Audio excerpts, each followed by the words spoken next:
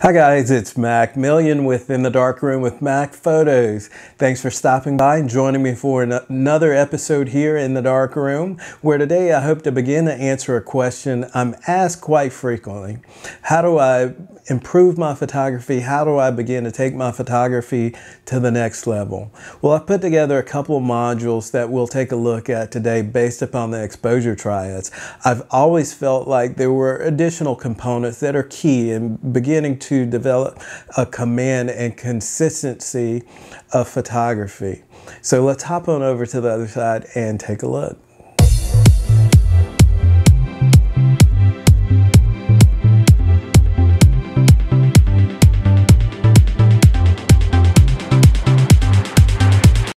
Hi guys, so here we are, and as mentioned before, one of the questions I'm frequently asked is how do I move my photography forward? How do I take my photography to the next level? We begin here with the exposure triad.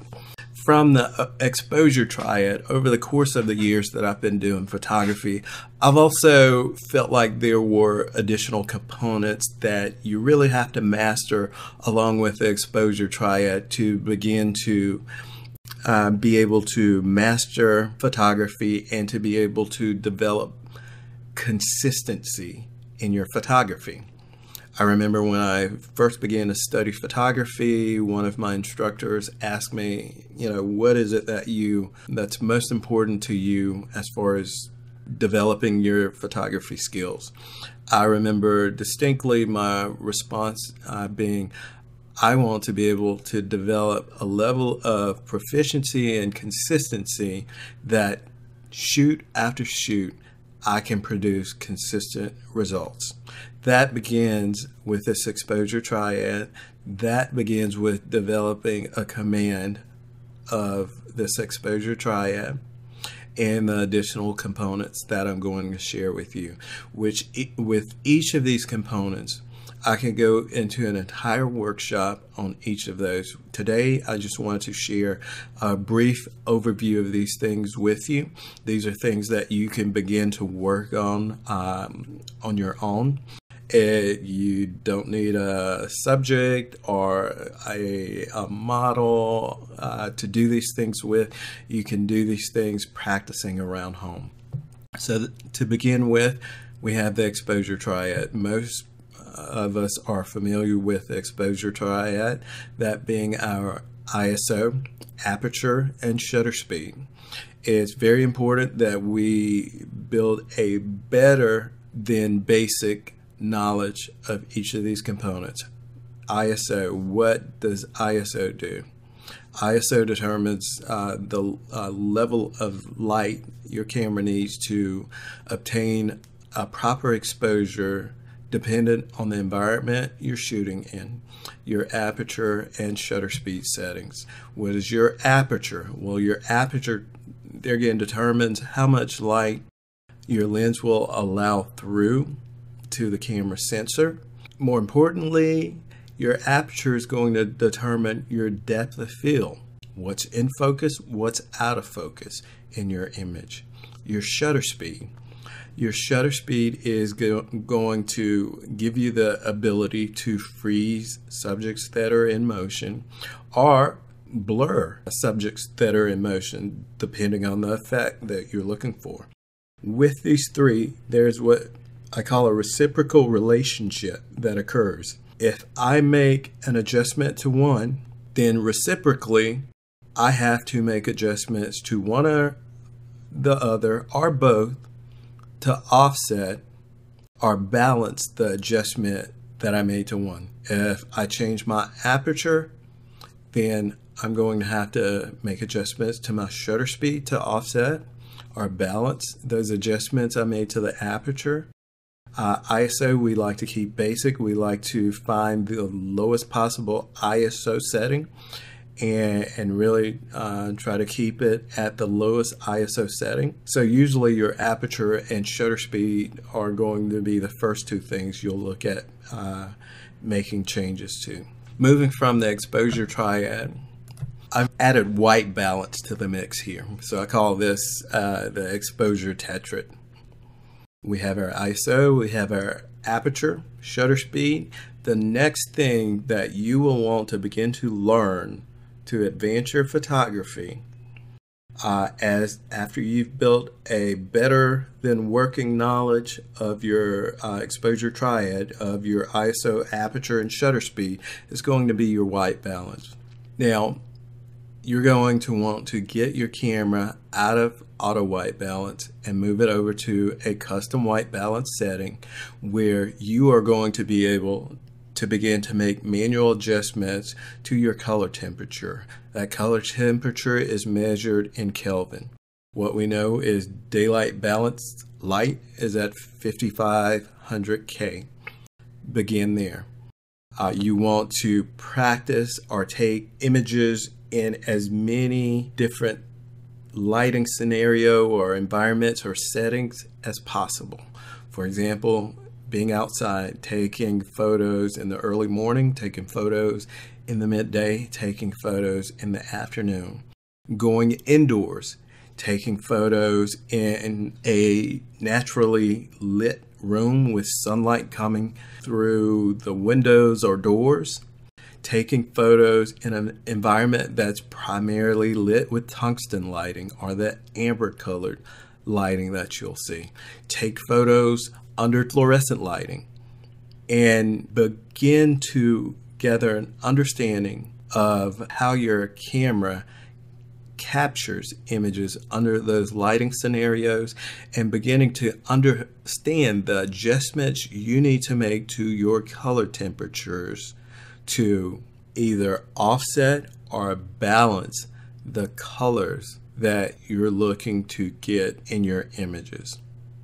So after your exposure triad, here you want to begin to work with your white balance and really begin to get an understanding.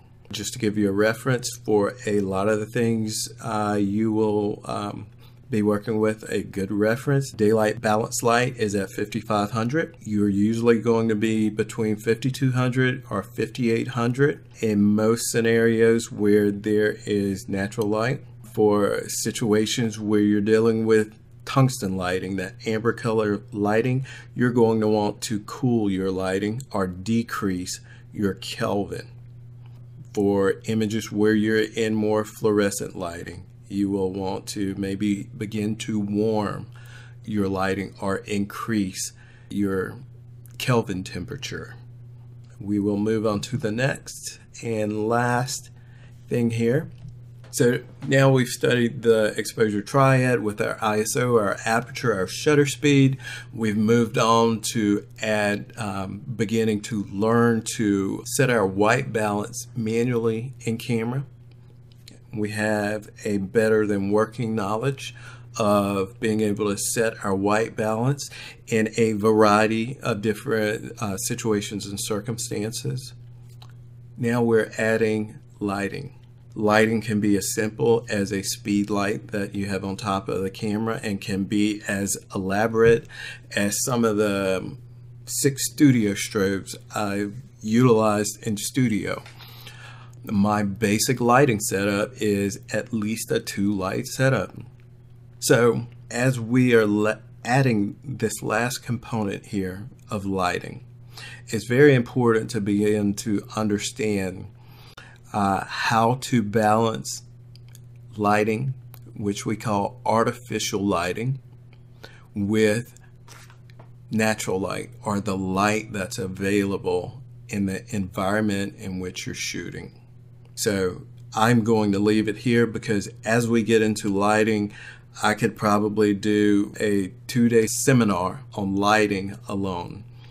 But moving forward, really progressing through these modules here, beginning with the exposure triad, really building a better than working knowledge. These are things, as a photographer, you want to become second nature. If I'm out shooting, I make an adjustment to my aperture automatically without thought. The very next thing I'm reaching for is my shutter speed to offset. I have to also understand what effect that adjustment on the shutter speed is going to have, and if the shutter speed I'm making the adjustments to is going to be appropriate.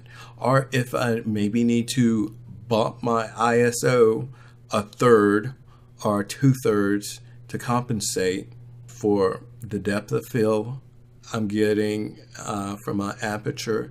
I have an appropriate shutter speed as far as maybe freezing action, and my ISO is appropriate for a correct exposure. Next, we want to begin to work with our white balance. Get your camera out of auto white balance and start taking exposures in a variety of different settings, both indoors and outdoors. The beautiful thing about digital photography is you get immediate results. There's no limit to the number of shots you can take and begin to learn the effects that making adjustments to your color temperature or the Kelvin will have in the resulting images that you're taking. So get out there, get shooting, practice this, practice, practice, practice. Lastly is adding lighting to the equation and beginning to learn to balance your environmental light with the artificial light.